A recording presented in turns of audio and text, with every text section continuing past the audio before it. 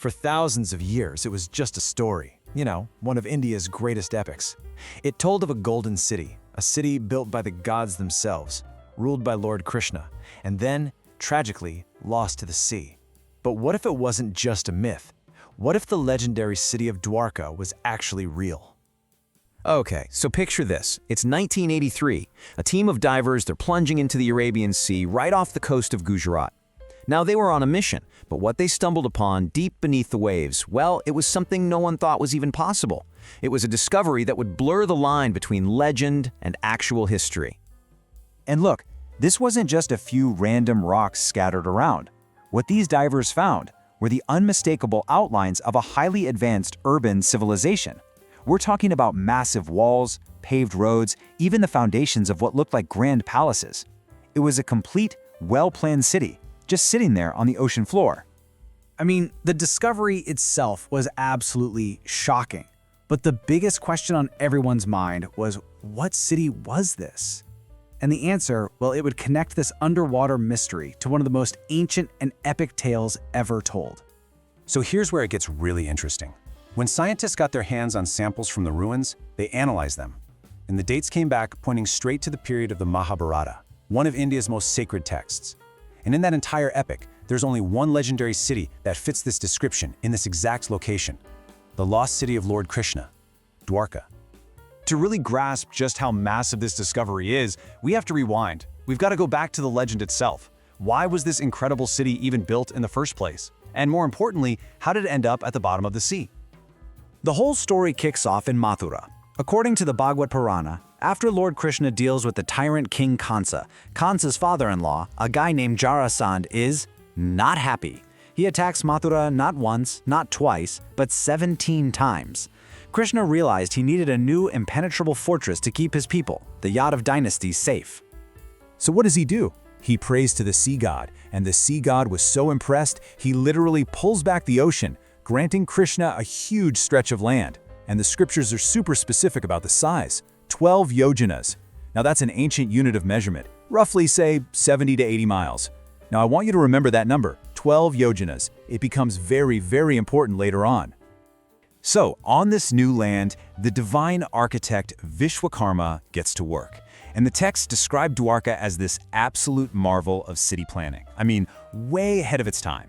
It had these wide sprawling roads, beautiful gardens, and was just filled with magnificent golden palaces. And right at the very heart of it all was Krishna's own grand home. He then just magically transported his entire kingdom to this new safe haven. But, even a divine city can't escape its fate. Dwarka's incredible story takes a tragic turn. And it's not because of some invading army. It's because of a destiny that was sealed by two incredibly powerful curses. See, the end of Dwarka wasn't just one single event. It was more like the final act of a play, set in motion by two completely separate but deeply intertwined curses that targeted both Krishna's people and Krishna himself. All right, let's break this down because it's wild. First, after the great Mahabharata war, Gandhari, who is grieving her 100 dead sons, she curses Krishna. She says that in 36 years, his own Yadav dynasty will be destroyed by fighting amongst themselves. The second curse, that came when Krishna's son, Sambh, decided to play a prank on some saints. Bad idea. They got angry and cursed him to give birth to an iron pestle that would destroy them all. And both curses came true with this tragic, horrifying precision. The Yadavs wiped each other out in a drunken brawl.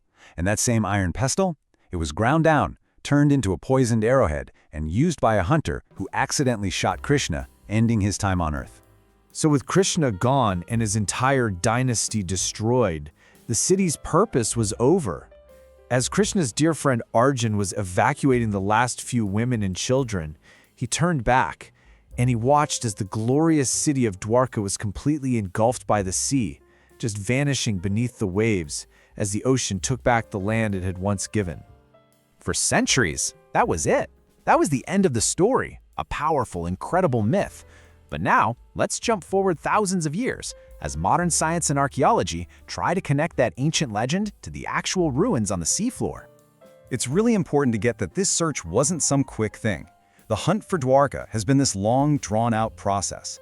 It actually started on land back in the 1960s, then moved underwater with Dr. S.R. Rao's game-changing mission in the 80s. That's when they found the city, And the work continues even today with the Archaeological Survey of India. Okay, so you might be wondering, how in the world do they know how old these underwater ruins are? Well, archaeologists use this really cool scientific tool called carbon dating. To put it simply, this method measures how much a specific type of carbon has decayed over time in things like old wood or pieces of pottery. And from that, they can calculate a pretty precise age for whatever they find. And when they used this method on the artifacts they pulled up from the sunken city, the results were just wow. They were dated to be over 3,500 years old. That puts them squarely within the exact time period that scholars believe the Mahabharata War took place. But here it is. This is probably the single most mind-blowing piece of evidence. Remember that measurement from the legend, the 12 yojanas of land that the sea god gave Krishna? Well, when Dr. Rao's team measured the actual area of the underwater ruins, the size was a near-perfect match. I mean, that's a stunning direct link between an ancient, sacred text and a modern archaeological survey. It's unbelievable. So we have the legend, we have the physical ruins, and we have the scientific data. So what's the verdict here? Is the story of Dwarka myth? Is it history? Or is it somewhere in between? Well, there's still one major point that's up for debate. The Mahabharata describes this sudden, cataclysmic event, right? Arjun literally watches as the waves rise up and just swallow the city in one single moment. But a leading scientific theory suggests something a bit more gradual, that the city actually sank slowly over millennia as the sea levels naturally rose after the last ice age. That's one mystery we still haven't solved. But, regardless of how it sank, the fact that Dwarka exists has huge implications.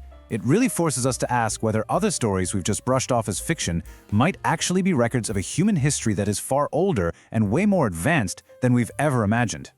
So the ruins of Dwarka sit at the bottom of the ocean, a silent testament to a story that is echoed through the ages. And it leaves us with this really profound, really provocative question. When we look at our most ancient stories, where exactly does the myth end and where does history begin?